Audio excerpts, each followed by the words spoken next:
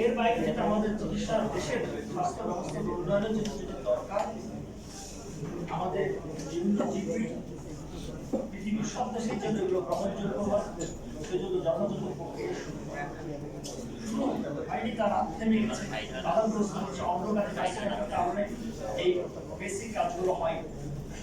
এখন আমাদের medical accreditation board সেটা কোনো কার্যকারিতা নেই, সেটা কোনো প্রোগ্রাম ওনারা চালাতে পারছে। সেখানে আমরা দ্রুত এটা ডিরেক্টর নিয়োগের জন্য আমরা সুপারিশ করছি সরকারের কাছে। যেন আমাদের এখানে বিদেশি ছাত্রছাত্রীরা পড়তে আসে, তাদের যদি বাইরের দেশে তাদের যদি অ্যাক্রিডিটেশন না পায়, তাহলে আমাদের এই অর্থনীতির খাতটা গুরুত্বপূর্ণ। সেজন্য এই জায়গাটাতে আমরা দ্রুত কাজ করছি, সেটা আপনারা আমাদের দাবি দেখেছেন। আমরা এগুলো হলো আমাদের বেসিক কথা। এছাড়া আমাদের অনেকগুলো কথা আমরা বলেছি যেগুলো এই সময়ের জন্য দরকার। ফ্যামিলি প্ল্যানিং এর ইস্যুটা এটা একটা বড় ইস্যু হয়ে দেখা দিয়েছে। ফ্যামিলি প্ল্যানিং যারা চিকিৎসকরা কর্মরত আছেন, তারা নানা রকম বৈষম্য, তারা এই বৈষম্যের অবসান চান। তারাও আপনাদের সামনে কথা বলতে, প্রেস কনফারেন্স করতে আমরা তাদেরকে বলছি যে আপনাদের বক্তব্য নিয়ে সরাসরি জনগণের সামনে আসেন, পত্রিকা প্রেস মিডিয়াতে আসুন, তারা আশা করি অতি দ্রুত আসেন।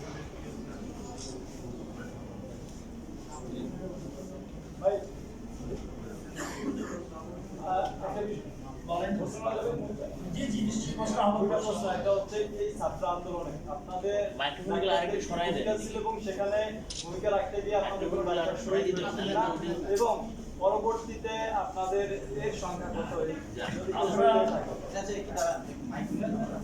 যেটা হয়েছে যে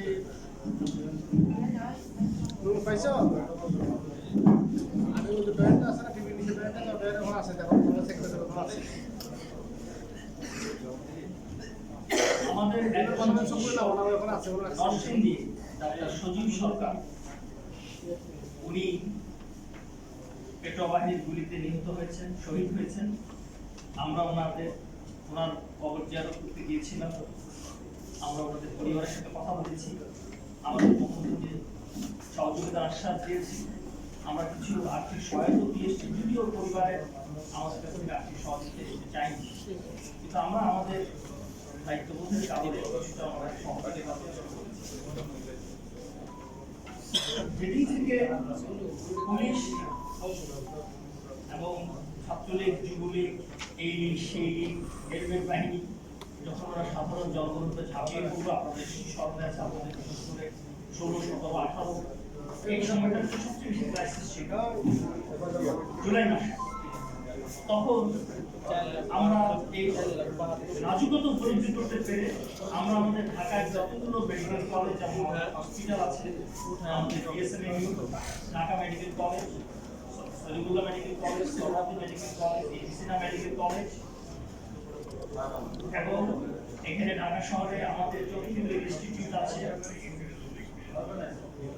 সরকারি এবং বেসরকারি হাসপাতাল, বিশেষ করে নিচু এবং আপনার ইসলামী ব্যাংক হসপিটাল, এডিসিনা মেডিকেল কলেজ হসপিটাল, এডিসিনা hospital, Aurora hospital, Albaraka hospital, Addin hospital এবং সকল জায়গায় আমরা টিম গঠন করে দিয়েছি।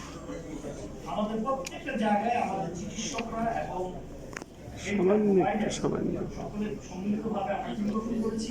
এগুলো সেন্টারে কোঅর্ডিনেট করা হয়েছে। Hundreds of doctors and health workers were active, এবং তারা দিন রাত পরিশ্রম করেছে, আমাদের কমান্ড সেন্টার ক্রিয়েট করেছি, সেখানে আমাদের দায়িত্বশীলরা রাত জেগে এগুলোকে কোঅর্ডিনেট করেছে। হাজার হাজার আহত দুঃস্থ মানুষের পাশে আমরা দাঁড়িয়েছি। আমরা অ্যাম্বুলেন্স, আমাদের অর্থ-ডজন অ্যাম্বুলেন্স সারাক্ষণ কাজ করেছে। আমাদের অ্যাম্বুলেন্সগুলো ভাঙচুর হয়েছে।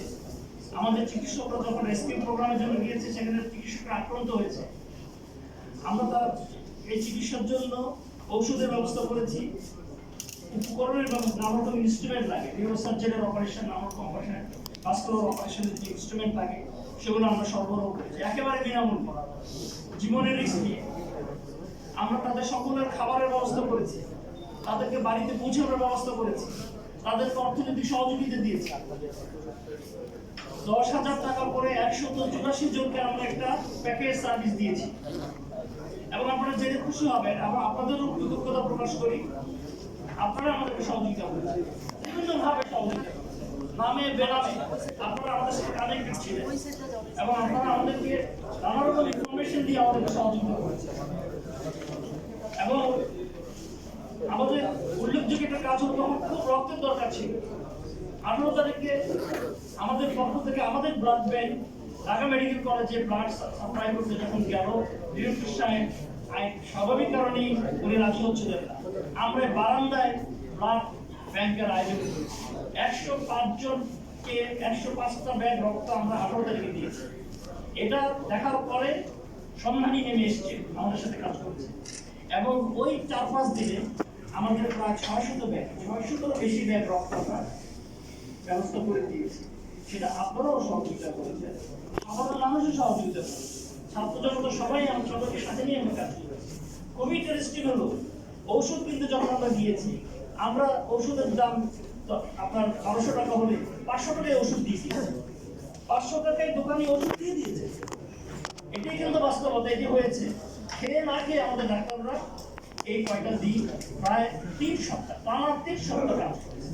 আমার ডানে বামে যারা আছেন এরা সকলেই ফিল্ড ফোর্সের মতো কাজ করেছে। এনাদের আমরা সবাই প্রায় 60 মানুষ, কিন্তু ওয়ার ফিল্ড। এবং আমাদের নিয়ন্ত্রিত হাসপাতালে আমরা বিনা পয়সায় চিকিৎসা দিয়েছি।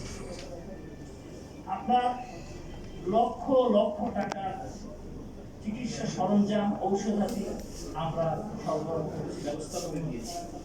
আমরা আমাদের সামর্থ্যের সম্ভবত সবটুকুই আমরা করার চেষ্টা করেছি, কারণ আমরা বুঝতে পারছিলাম যে এটা রাইট টাইম, যখন আমাদের জন্য যে সৌভাগ্যের সুযোগ করে দিয়েছে সেটা কাজে লাগবে।